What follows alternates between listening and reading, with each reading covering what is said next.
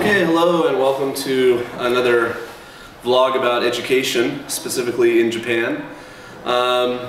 Today is Tuesday, December 2nd, and today and yesterday, Monday, I conducted a series of interviews with my 7th graders. I had to do all like 35 students in each class, and there are 4 homeroom classes. So that's what, just under 150 kids. And so I just wanted to let you guys know, kind of a little insight into the level of English my students are at. They did very well. I'm almost finished. I have to do a few more during lunch tomorrow. A few kids were absent. But overall, they did really well. They're given the questions. There's 15 of them in advance. So a lot of them were very practiced and studied. There's not a lot of intonation or spontaneous answering. But some of them came up with their own answers, deviated from the script a little bit. And many of them were unable to answer some of the simple questions, even though they had been given the questions beforehand, and you would think that the answers are fairly simple. So I want to go over the questions. And the bell's going to ring actually in just about the exact time of a YouTube video, in about 10 minutes. So I should have just about enough time to do this. Okay, so the questions are, number 1, how are you today? Now the standard answer in Japan when you ask any student, how are you, it's I'm fine, thank you, and you? But the teacher that's in charge of the 7th graders at this particular school, and I'm in one of the empty classrooms where I'm conducting the interviews, has them do this long-winded aisatsu, this greeting, and they go, I'm super happy, optimistic, and prodigious, or something like that. You'd think I know, I've heard it 100+ times in the past 2 days. So that's kind of funny, but they don't really, it's just a string of words that they say when they're asked this question. It doesn't have any meaning in the same way that I'm fine, thank you, and you loses its meaning. It's just an auto response. I asked them how the weather today is in Izumo, our town, and there's windows over there. They were able to look outside. During part of the day it was cloudy, now it's sunny, and they have to alter their response. What day is it today? Followed up by what's the date today? Now this often stymies kids. If I say what's the day today, they'll often answer it's December 2nd. And if I say what's the date today, they'll often say it's Tuesday. They get them mixed up. I don't know exactly why, probably because they're both short words that begin with the letter D, but this often poses problems. Or I'd ask a kid, how's the weather today? And they'd hear the word today, and they'd think, oh, what day is it today? And they'd answer that question, you know, which is the second question, Tuesday. And then I'd say, what day is it today? And they'd answer, it's December 2nd. And then I'd say, what's the date today? And they'd realize their mistake. But anyway, that happens. I also have a clock in the room, and I would ask them, what time is it now in Izumo? Because that's part of the textbook, is what time is it now in Tokyo? What time is it now in Los Angeles? What time is it now in London? They were studying kind of world time. So they have to answer. Telling time is extremely difficult for 7th graders. We're talking 12 or 13-year-olds. Not because they can't read the clock, but because they study the numbers 1 to 10 a lot. They often know 11 through 20 a little, but beyond 20 it's very difficult for them. And so when they look at the clock and it's 11:43, it's very difficult sometimes for them to get out the 43. Or they'll say, another one is anything from 01 to 09. They want to say things like, it's 12:05. And that's okay, but in America most of us say it's 12:05. Or they'll say it's 12:05 o'clock.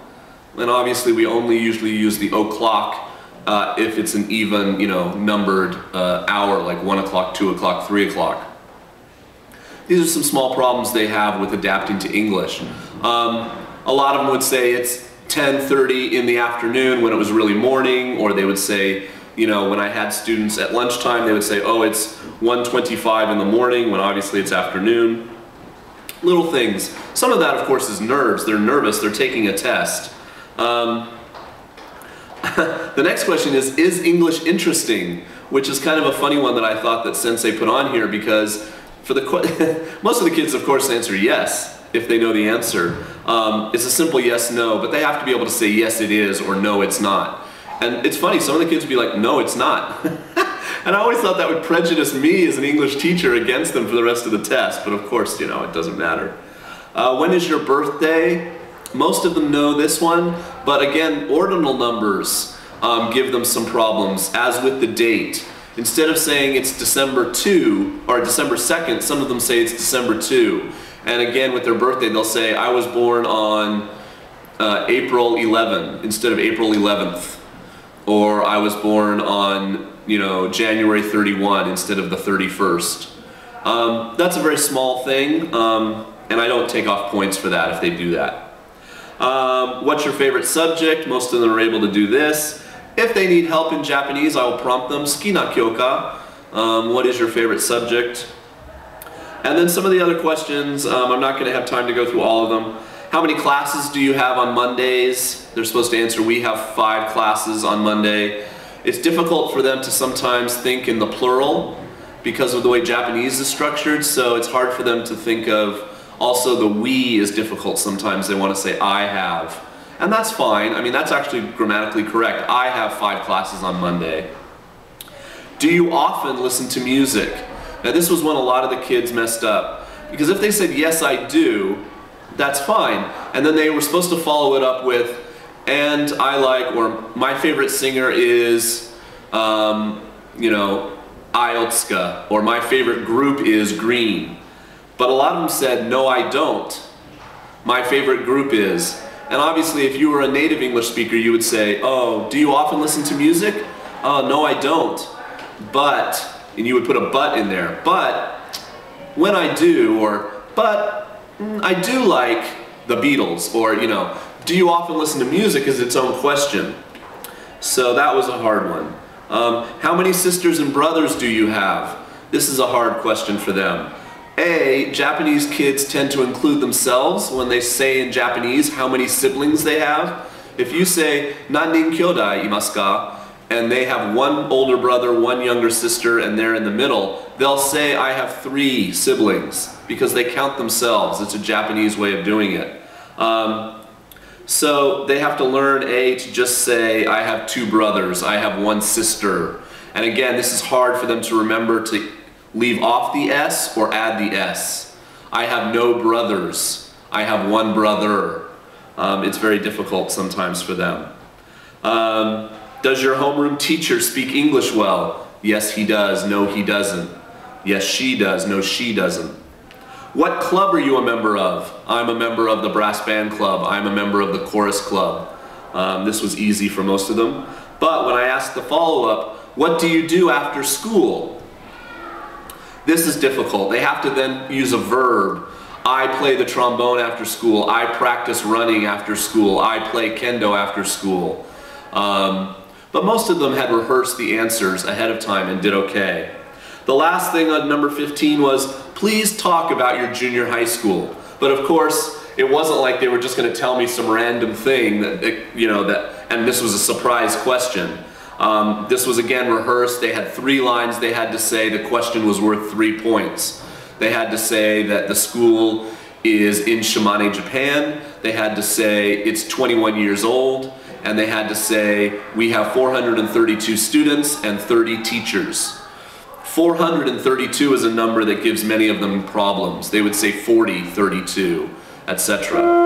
Okay, there's the chime. Let's see where I'm at. Oh yes, okay, so that's it. I gotta test some more students. I wish I could show you their test, but I can't. But I thought I'd give you that peek inside where they're at, English-wise.